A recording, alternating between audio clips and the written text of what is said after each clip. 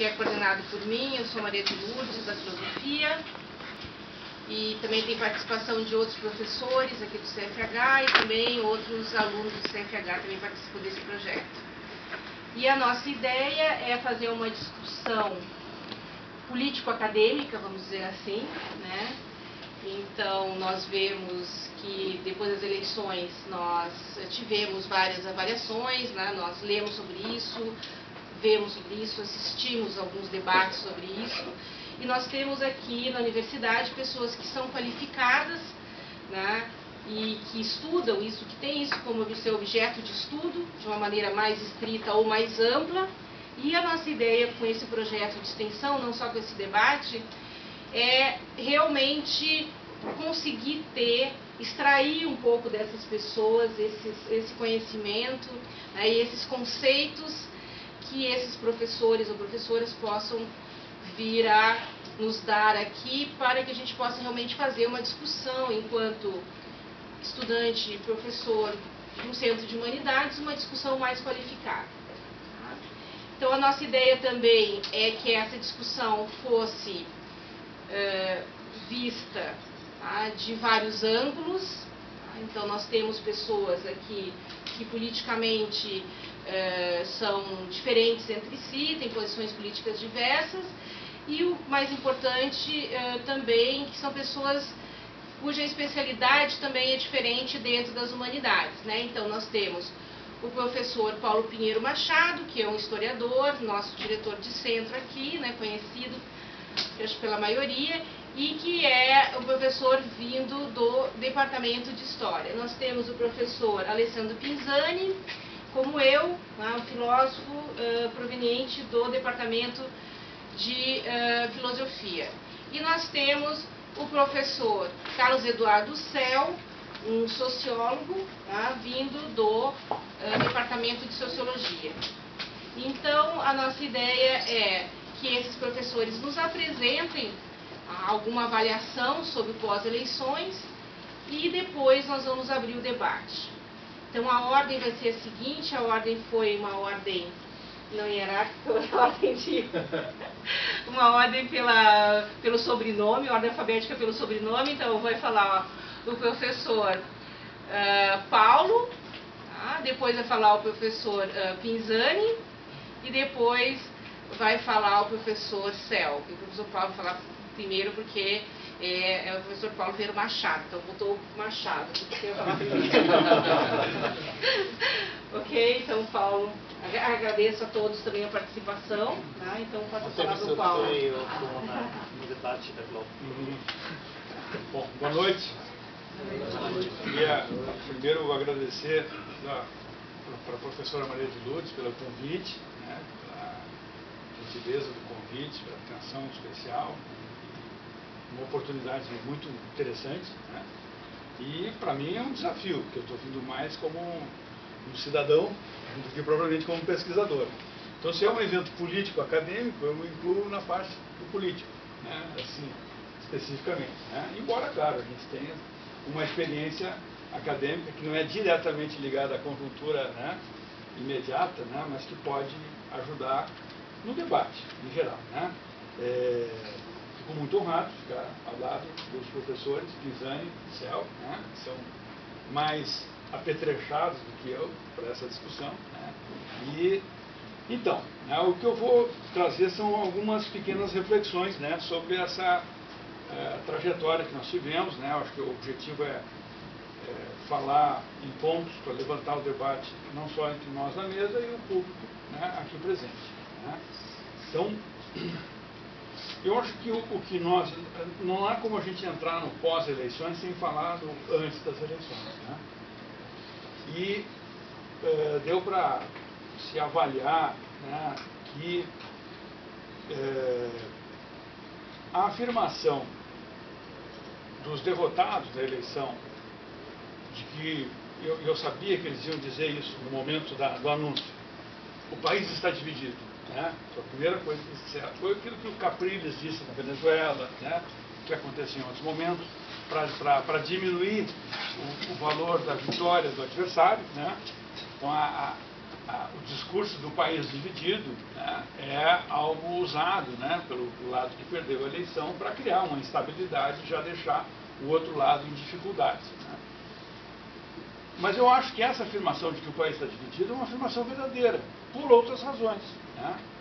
Ela é verdadeira porque a forma como se desenhou e como se polarizou o debate político nessas eleições não acontecia dessa forma há muito tempo no Brasil.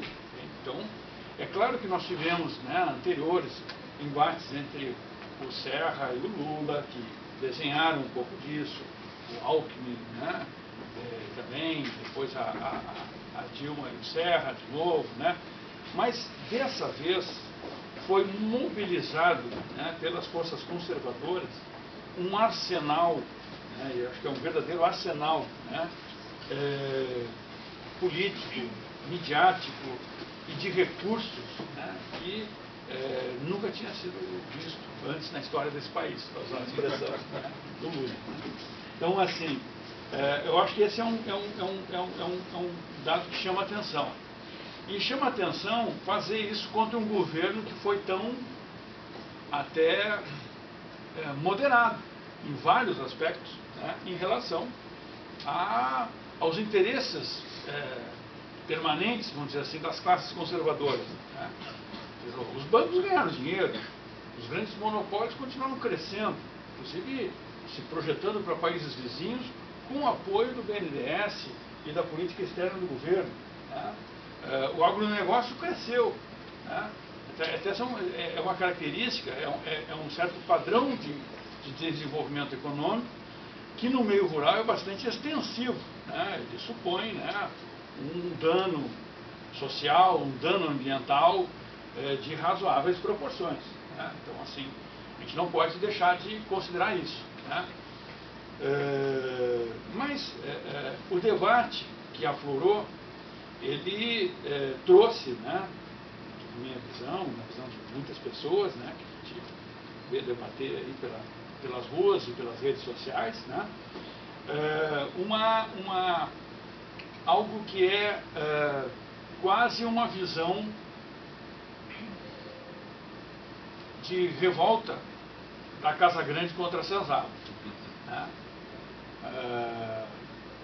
Por que numa situação normal, em qualquer potência capitalista, né, qualquer país capitalista, as pessoas se orgulhariam de ter uma população pobre entrando no mercado de consumo, né, comprando mais bugigangas, comprando coisas, né, e, né, exercendo, né, e aquecendo um mercado interno que é próprio, né, das sociedades capitalistas.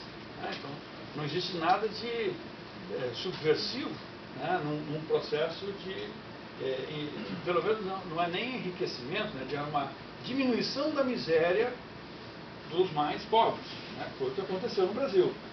Porque a gente não pode dizer que o processo que aconteceu no Brasil foi um processo clássico de distribuição de renda. Né, não foi.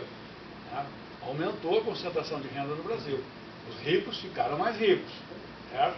O que houve foi um progressivo aumento do salário mínimo, que é significativo, sim, né, é importante, isso impacta na vida de comunidades, do meio rural, do meio urbano, de toda a parte, porque o salário mínimo no Brasil é uma referência até para o mercado informal. Né.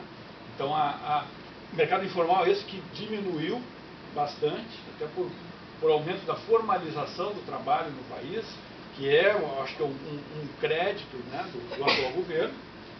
Mas, né, ou seja, essa elevação de vida, da condição de vida dos pobres, parece que provocou um desconforto em vários setores sociais.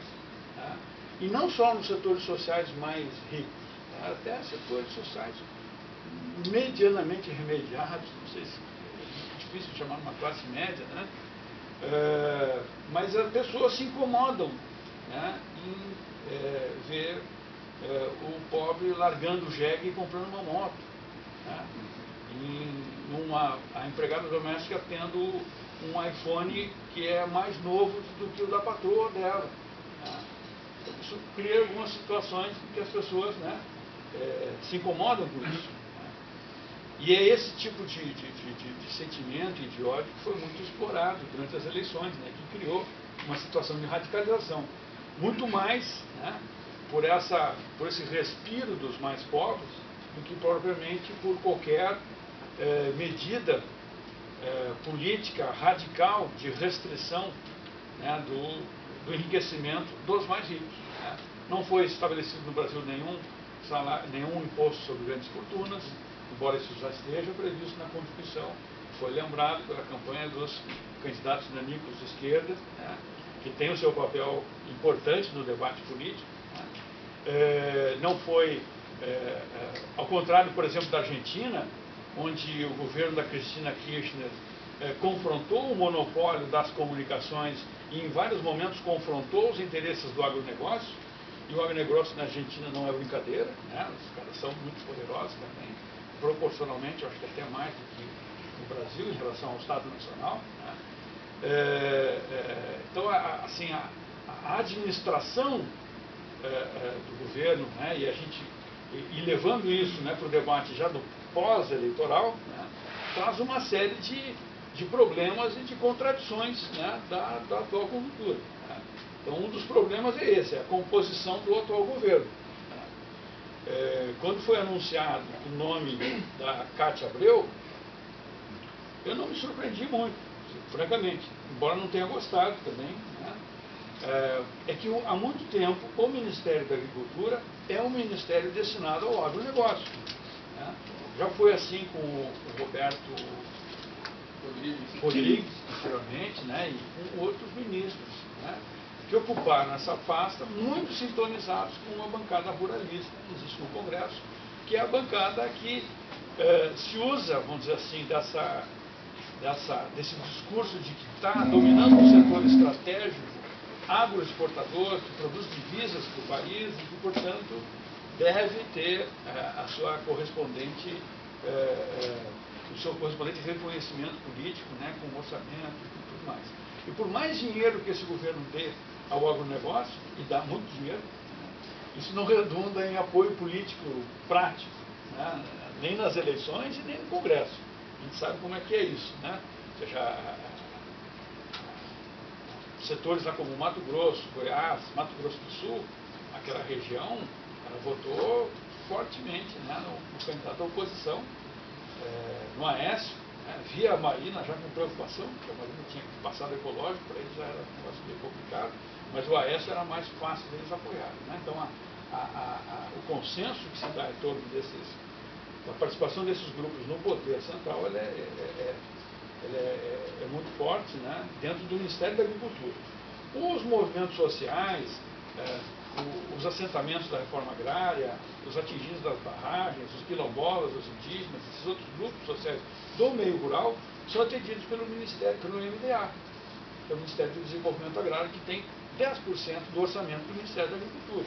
Né? Isso já diz tudo. Né? Mas mesmo 10% desse orçamento é importante, né, para um PRONAF da vida, né, para esses programas de financiamento da agricultura familiar, que apesar, né, de todo o privilégio que tem o agronegócio, esses programas de financiamento da agricultura familiar, apesar de tudo isso, têm crescido. Né? Então, assim, é um outro mérito do governo do PT, né, mas que tem dificuldades, né, para se reproduzir politicamente. Né? Por quê? Porque esse atual padrão de desenvolvimento, ele pode estar se esgotando mesmo. Então é hora não é hora de repetir fórmulas, né? É hora de se inventar algo novo que possa reforçar a presença dos setores populares no cenário político brasileiro, que vai ser a única alternativa de independência desse governo frente às classes conservadoras, né? Uma avaliação bem geral, né, desse processo. Né? Eu acho que existem também algumas crises, né, com data marcada para acontecer, além, né, dessa questão do agronegócio. Bom, a questão da corrupção, né, que é um problema histórico do país, que eu acho que realmente, para ter medidas eficazes contra isso, o Congresso vai ter que votar leis, né, que vão atingi-lo nas suas próprias entranhas, né? A gente sabe que isso não é uma solução simples, né? Tem um outro ponto não resolvido nessa questão e que foi levantado no processo eleitoral, que é a questão militar do Brasil. A questão militar é um problema realmente sério. Por quê? Porque o Exército não está ainda sob o comando do Ministério da Defesa. Só está do ponto de vista formal. Tem o Ministro da Defesa, que tem o comando sobre o Exército, Aeronáutica e a Marinha. Estão ali, estão subordinados ao Ministro Civil colocado pela Presidência da República. Foi feito assim já a partir do governo Fernando Henrique, fazer um modelo civil para a área da defesa, né, como se fosse uma espécie de tutela civil sobre os militares. Né. Mas isso, os episódios mais recentes e anunciados, né, da divulgação futura agora do relatório da Comissão Nacional da Verdade, né, estão deixando claramente, ou seja, os militares, os militares sabotaram o trabalho da Comissão da Verdade. Sabotaram intencionalmente e ainda afirmaram isso publicamente. Né? Nós não vamos apontar aonde estão enterrados os caras, não vamos pedir desculpas pelo que fizemos, né? E não queremos mexer nesse assunto. Né?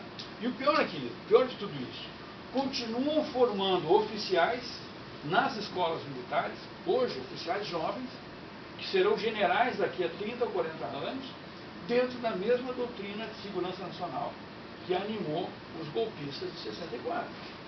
Então, acho que esse é um fator. Muitas vezes as pessoas focam, né, na questão da mídia, que é importante, né, eu acho que isso vai ser discutido naturalmente, né,